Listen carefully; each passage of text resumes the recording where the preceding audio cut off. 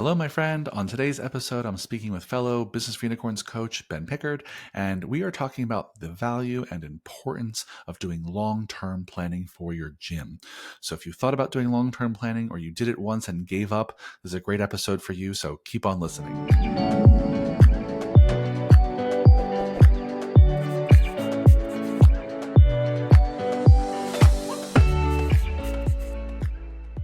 Hello, fitness business nerds. What's up? Welcome to another episode of the Business Unicorns podcast. And today I'm here with Ben. What's up, Ben? Hello. Thanks for having me. Oh my gosh, it's been a minute since I think you've been back, so I'm excited to have you back again and dive into another fun topic. But before we dive in, I want to just give a quick shout out to our friends at Perform Better. Many of you who listen to this podcast listen to it because you are continuing education nerds and you always want to keep learning. And our friends at Perform Better have some amazing summits throughout the year with amazing speakers, including our very own Mark Fisher and Pete Dupuis. And so if you have not checked out all of the amazing summits they have this year, go to performbetter.com and go check out their summits. They're amazing continuing education events for all of you nerds, and let us know if you're going to be there. Shoot us an email or comment down below, and maybe we'll see you at one of the summits. Moving on to today's topic. Today, Ben and I want to talk a little bit about the value of planning. Actually, recently on a coaching call, Pete got asked the question, like, why should I even bother doing long-term planning for my gym? Why should I even bother having like a 3-year or a 5-year picture or vision or goal for what I want to achieve? Like, why spend my time on that? It just seems so friggin' far away. And so we thought, you know what? Let's talk about that today. And no one better to do it with than Ben, who's the kind of king of planning at Business for Unicorns. And so, Ben, let's just start with your initial reaction to that question. Why do you think where do you think that question's coming from? I think that question's probably coming from a place of a lack of vision or lack of clarity of where that person wants to go. Yeah. And I completely understand. Like it especially if you're really caught up in the day to day. Or I talk to a lot of gym owners who just feel really scattered and they're not getting enough. They just feel like they're all over the place all the time. And the last thing they want to do is put another thing on their fucking plate or everything's going to explode. Yeah. So I think it makes sense to question the validity of something when you're living in overwhelm.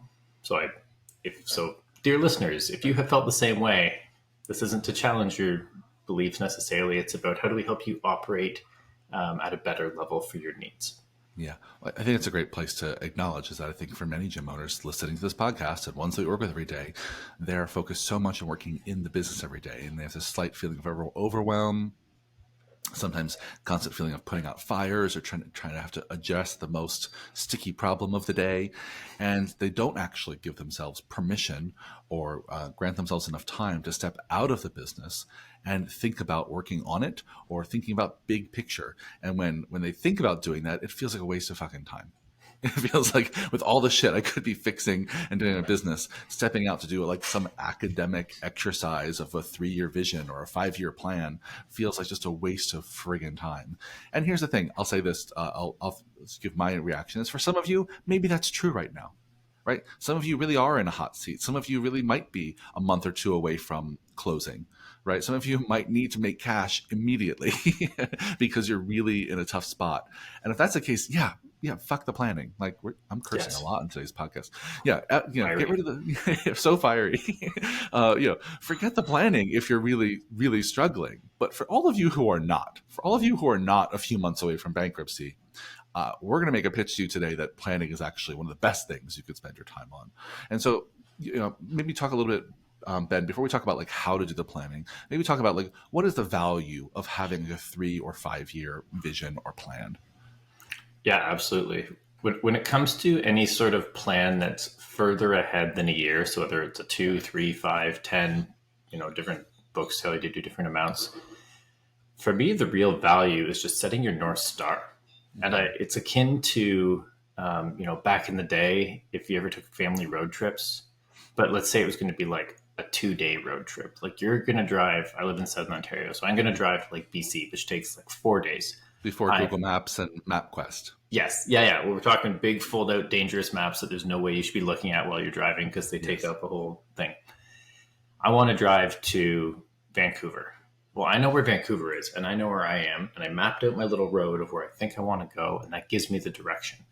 And the planning is so valuable because instead of saying like, I think I'm just going to head west and see what happens, which could be a whole myriad of different West Coast destinations, which you may or may not want to attend.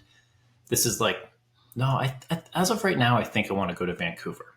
But you're also leaving space for, if it turns out Vancouver's kind of fucked, I'll just pop over to Seattle. Mm-hmm. And when I see so many gym owners, including myself at a certain time, it's not like I'm above this, just like, I've just got to get another client. I just got to solve that problem. As you said, they're working in the business. It's like, well, how is your life going to be any different if you're not putting a plan in place to make it different? And as much as it can be challenging to sit down and do that academic exercise, it's as inspirational as hell. Like, holy shit, now I'm excited for my trip to Vancouver. There's this cool restaurant I want to see. There's this gym. I'm going to eat some lobster. I'm going to, like, these are all the awesome things I'm looking forward to, which all of a sudden makes those little steps and bumps along the way, akin to the road closures or having to stop for a moose, because I'm in Canada and we have those, just not that big a deal. Well, shit, that's just an obstacle on my way to Vancouver, but I'm really committed to this trip. I'm in. Yeah. Yeah, I think it's a great place to start the conversation about why it matters, because I think ultimately plans provide you with that North Star. They provide you with the place that you say you want to go. And I'll add on to that because this is a yes and. And I think the value of planning is really not the plan. It's the process you go through to develop the plan, right? It's the strategic thinking that you're required to do to figure out how to get from point A to point B. And for many of you listeners, what you want to get most of the time is more clients and more money. And so being forced to sit down and decide, okay, well, what's my strategy for getting from point A to point B? How do I get more clients? How do I get more leads to the top of my funnel? How do I nurture those to the middle of my funnel? How do I close them at the end of my funnel? How do I take care of them over time? How do I build my staff over time to meet that growing need and demand? Like it's you thinking strategically about where you're going so you can develop a strategy that guides your action every day. Because that's the thing I see most gym owners lacking. The folks who are chasing their tail, putting out fires, they don't have a strategy. They're making up as they go and they're throwing shit against the wall. And I get it. You might need to be in that mode once in a while. Certainly we have been many times. But what the thing planning does is it forces you to sit down and be strategic and plan out the things you're going to try next. Put your scientist hat on and say, what are all the experiments I'm going to run so I can figure out what the best possible approach is and get more and more efficient and better at this over time. But without that strategic thinking, without that time spent on the planning, then you really just are going to be continuing to chase your tail, right? So again, it's not that you have this beautiful written plan. It's not about the PDF you make. It's not about the spreadsheets you make. It's not about the slide deck that you make, right? There might be an end product to the planning, but the purpose of planning is the process you go through to make the plan. It's the thinking and the problem solving you have to do in advance. It's anticipating problems, as you said, anticipating the moose in the road, anticipating the roadblocks or the road closures, anticipating I'm going to have to pee a few times, or I'm going to be hungry, or we need a place to sleep. Yeah. And when you can get in front of that, then there's less surprises in your day. Yeah. What else? Any other benefits you can think of to planning? Hello, my friend. I'm interrupting this podcast with a really important and exciting announcement, which is our Unicorn Sighted group is having another retreat this September, 14th through the 17th in Philadelphia, and you're invited. We open up about 5 spots to people who are not in our Unicorn Society group to come and join us for our retreat. And this retreat, September 14th through the 17th in Philadelphia, is going to be centered on the client experience. So we're going to cover everything from onboarding clients to overcoming client conflict to client retention, all the things clients we're talking about for 2 whole days in Philadelphia. You would arrive September 14th. We have activities all day on the 15th and 16th, and you head home on the 17th. So if you want to join us in Philadelphia, September 14th to the 17th, click the link below to grab one of the 5 spots. And truly, honestly, it's not a marketing ploy. We really only allow 5 kind of outsiders into these retreats. So you got to act quickly because the spots always sell out. So click the link below to learn more, and I hope to see you in Philly. Any other benefits to planning? Well, I mean, there's a whole bunch. The first one that comes to mind is just the value of getting into an optimistic, positive mindset to kind of even, I guess we're now at +2 on your point. Yeah. I just accept the plan probably isn't going to work. And I know that when I sit down to do it. But the act of planning and being like, where can we go? What can we do? What do we get excited about? How does that affect the team? Like, that's an exceptionally valuable, optimistic state that I don't think many of us experience that often, and definitely not on like a daily basis when we're putting Yeah. out fires in our gym. And to be Yeah. like, this is where I want to go, and I'm fired up about it. Like, you're literally creating a better version of your future. Yeah, it gets you excited, right? I love that. I love that you brought that up because I think it's right. I mean, every time that we finished a planning session, we usually feel. I'll speak for myself. I usually feel equal parts. Oh my gosh, this is so excited! Can we really even do this? I can't believe this is what we said we're going to do, and oh shit, can we really do this? I can't believe we just decided we were going to do this. Like I'm both excited and scared, right, at the end of planning, and that's a really kind of a thrilling place to be. So I love that you brought that into the equation. I think the other thing that I'll say is that is planning helps you start to align your vision with your team, right? So for those of you who have employees, right, planning helps them get in the same mindset as you, get in the same get in the same plane as you, right, or the same car as you, depending on your analogy, right? It teaches them where you're all heading, and helps them start to understand how they might contribute and grow themselves over time, right? And so that your vision for the business, your 3 to 5 year, 10-year vision, is also important to the people you work with because it starts to help them paint a picture of what their career could look like, what their growth trajectory might be. And that's critical if you want to keep employees long term. And in some cases, your vision, I think, can also be inspiring to your clients. Right, you probably don't want to share every piece of your business plan with your clients, but there's parts of it that if you want to have another location, you want to grow your location, you want to add other services, you want to improve the space, right? Sometimes sharing those goals with your clients even helps build some motivation and inspiration. Yeah. Yeah, 100%. Fully Yeah. agreed. Yeah. So, I mean, clearly we're big fans of planning. I think we can keep going. I think there's lots of other benefits to planning as well. If anything, I'll share one more. Okay, one more, and then I promise we're moving on. One more. This is actually, maybe I'll use a sports analogy because I'm going to challenge myself with a sports analogy. But, it's why teams show up at games with plans, right? Even when I played sports as a little kid, in practice, we would practice. I played football, little kid football. It wasn't very serious, like Pop Warner, New Jersey football.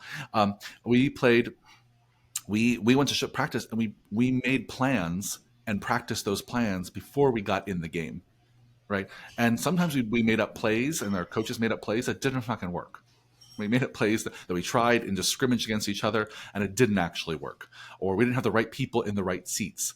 And so planning was, that practice that we had, all that practice I went to and got my ass kicked time and time again, was really practice for the real game that we were going to play on the weekends. Right. And without that, we would have done much worse. I mean, we almost never won, but even without it, we Really selling won. this. We really won what a less. It was probably my fault. Let's be honest. No, I think we probably won some of the time. It's hard to remember. I didn't love any of it, but the whole idea here is that planning is a way for you to have a kind of a practice or a dress rehearsal for the actual game of running your business.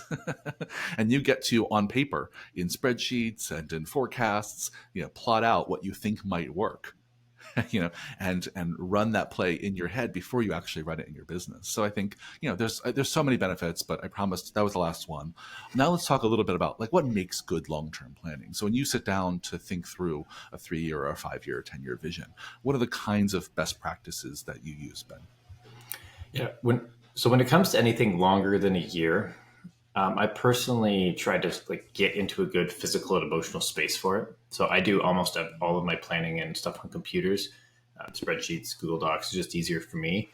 But when it comes to doing like a 3 to 5 year vision, I try to put myself somewhere where I don't normally work, ideally somewhere that has some meaning to me. So even if it's just going to the park or something, but my mind can be clear, like doing it in the gym right after a session probably isn't the right call. No. And I use pen and paper. And I use some prompting questions like, what do I want my life to look like? How big is the business? How many team members? But I try to find this fine balance between being specific enough that it can feel real and at least a piece of me can believe it, even though to your point earlier, a lot of it's not going to work and it's going to be kind of scary. But then I also want it to be inspirational enough that it gives me space to dream. So a 3, 5, or 10 year is a combination of some specifics and some dreaming. You don't have to know, well, my average client value is 359 a month. So if I want to make $1 million, I need exactly, whatever point with many clients. Too specific for a long-term plan. But I like to ballpark like, well, I think I probably need another coach or two for that. I think I could probably handle about this many clients in the space. And these are the things that I really dream about and wish about. And I got this from you, but I try to just write for a period of time. The pen does not leave the paper for 10 to 15 minutes. Then I take a breather and revisit. It's just get it out and let it flow kind of from you'd be able to explain the phenomenon better than me, but like just directly out of your brain with almost no filter. Yeah. Yeah. Well said. I think you painted a great picture of what it can look like. And I think the most important parts of what you shared are like, go somewhere new, right? The context really can change your thoughts, right? So if you want to dream big and daydream and have big picture thoughts, get out of the space where you have to kind of think small every day, where you have to be focused and task oriented. Go somewhere where you can daydream, right? Sit outside, be in a hammock, right? Just I know thinking some a people. hammock. Yeah, I love it. I know some people who even start their first draft of planning as walking, and they'll just record themselves talking. And now there's like 1,000,001 dictation apps where you can just have it dictated to paper, and then you can go back to it. But that idea of being somewhere that you're usually not, I think, is really critical. So yeah, I'd love that. And then that idea of just letting it flow. Don't judge yourself. Just write down all the things you can imagine, or you wish, or you dream, or you want for that period. I think that's a great way to go.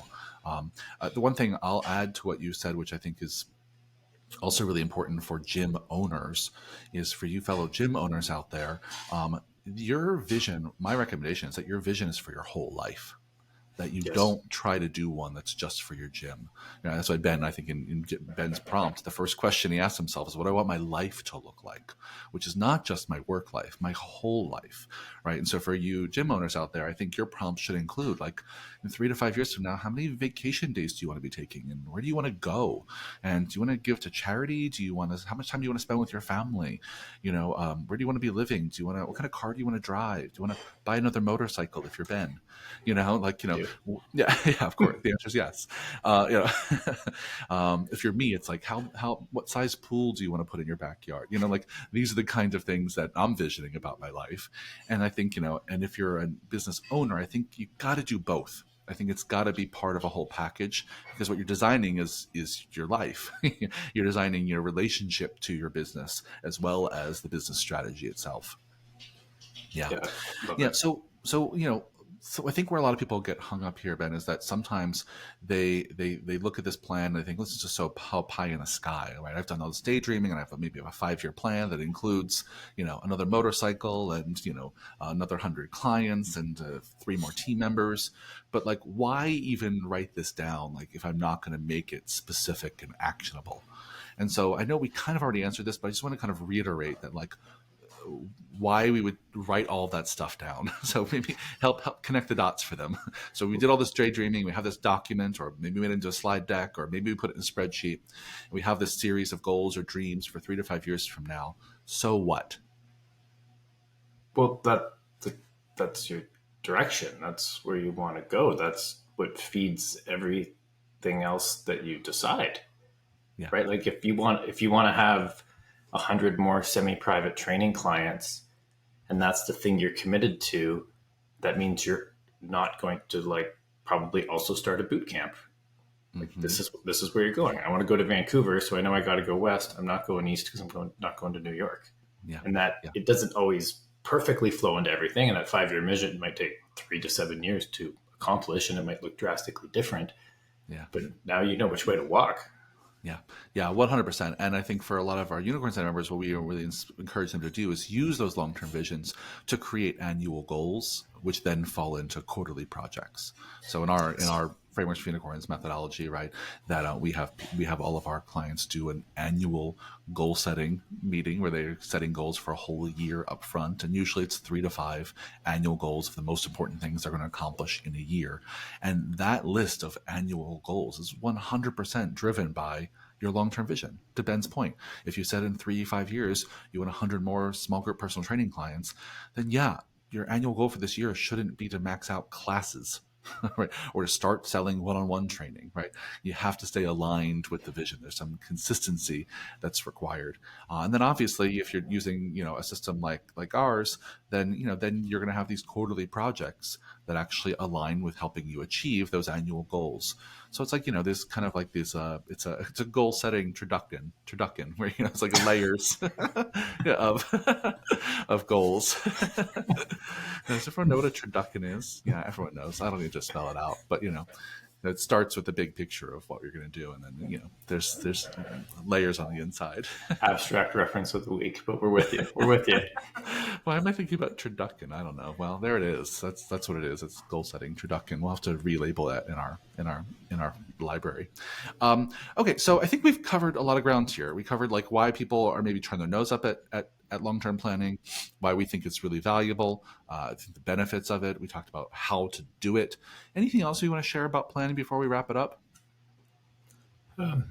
Yeah, I just wanted to add, it's not as big of a lift as you might think it is. Because the question the obstacle or challenge I hear a lot when I'm chatting with members about it is they're just like, well, I'm afraid I'm going to get it wrong, or I'm going to screw it up, or they like, yeah. And I get where you're coming from. It's not, I swear it's not a judgment whatsoever. But like we said, like your first draft can be going for a walk for 15 minutes and talking to yourself. It can be sitting in the park for 15 minutes. But if you give yourself a handful of prompts of like, what do you want your life to look like? Where do you want to live? How much money do you want your business to make? How big is your pool? How many motorcycles do you have? Whatever the prompts are for you, you could spend 2 minutes writing down a few prompts that are important for your life and value structure. And then the actual act of writing, like it might be only 15 minutes. Like you could actually get this done in 20 minutes from start to finish, because if you haven't done anything, don't worry about getting it perfect. There is no perfect for this. We talked at the beginning. We know our plans probably aren't going to work, but the act of planning does. Just start, because going from zero to something is still winning. You're not trying to get it right. You're trying to get it less wrong. And then maybe on our next podcast, we talk about, we can dive into like how you use those to then inform your 1-year goals, which is really where the rubber hits the road. Yeah. Yeah, your dog agrees in the background. I think. Sorry. Yeah, I know. I love it. He's giving you a hell yes, hell yes. Yeah, I think that's exactly it. I talk to a lot of our Unicorn City members from time to time that are doing annual planning, and they'll say, or they're doing long-term planning, and they'll say, you know what, I'm still working on it. And I'm like, what are you still working on? You were working on it for the last month. Like, there's nothing else to do. You're done. You're done. You wrote down where you want to go in 3 years. You're done, right? This is not a thing to perfect. So I love that you're going to wrap it up with that, because I think that's it's really key. This is a quick little thing you write down, and provides a little clarity. And as you said, the gift is the gift of time you gave yourself to think about it. Right? It's you give yourself permission to get out of your business, sit in the park for 15 minutes, 20 minutes, and daydream, right? And that's the value of this exercise. Yeah. Awesome. Well, thanks for a great conversation, as always, Ben. I can't wait to have you back again soon. I'm sure our listeners can't wait to have you back either. Dear listeners, if you found this podcast valuable, please leave us a 5-star review everywhere you listen. It helps us really find other amazing listeners like you. And email us, ben@businessunicorns.com, michael@businessunicorns.com. Let us know who you want us to talk to next, or what do you want us to talk about. We'll answer your question right here on the podcast. Thanks for listening. I'll see you on the next one. Bye. Bye.